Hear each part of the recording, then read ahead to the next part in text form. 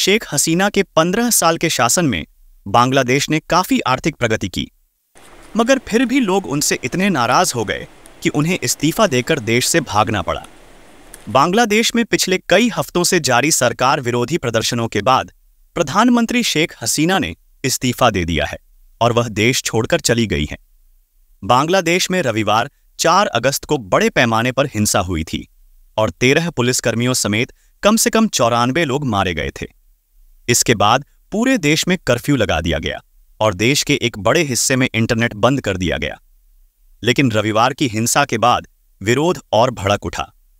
सोमवार को हजारों की संख्या में प्रदर्शनकारी कर्फ्यू के बावजूद ढाका की सड़कों पर उतर पड़े और शेख हसीना के इस्तीफे की मांग करते हुए उनके सरकारी आवास की ओर बढ़ने लगे। आखिरकार शेख हसीना ने न सिर्फ इस्तीफा दे दिया, बल्कि वह बांग्लादेश से भी निकल गई है।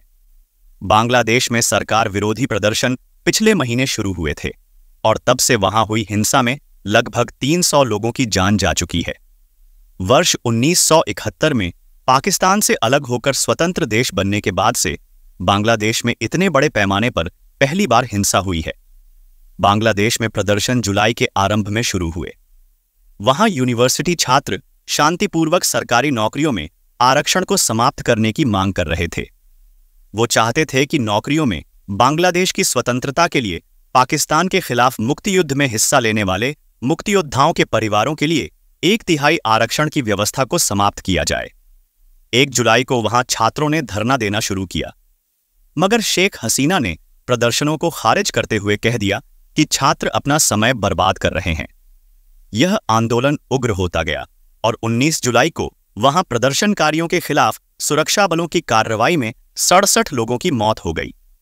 इसके 2 दिन बाद 21 जुलाई को बांग्लादेश की सुप्रीम कोर्ट ने भी नौकरियों में 1/3 आरक्षण के विरोध में फैसला दिया और आरक्षण की सीमा को घटाकर 5% करने का फैसला सुनाया। मगर छात्र इससे संतुष्ट नहीं हुए और वह इस आरक्षण को पूरी तरह समाप्त करने की मांग करते रहे। सरकार के सख्त रवैये से उनकी नाराजगी और बढ़ती गई। इसके बाद देखते देखते यह प्रदर्शन सरकार विरोधी प्रदर्शन में बदल गया।